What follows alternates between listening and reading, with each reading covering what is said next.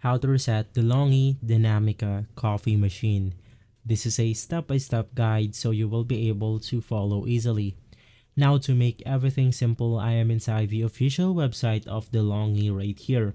It is the DeLonghi.com and it is the article about I choose the wrong language, how can I reset the machine.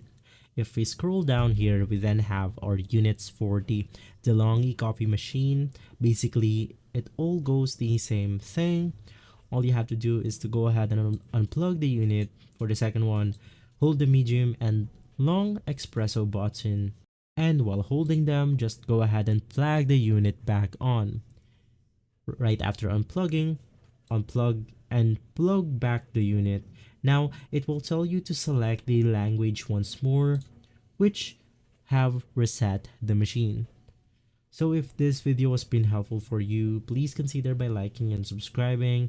I'll make sure to see you again next time. And as always, thank you.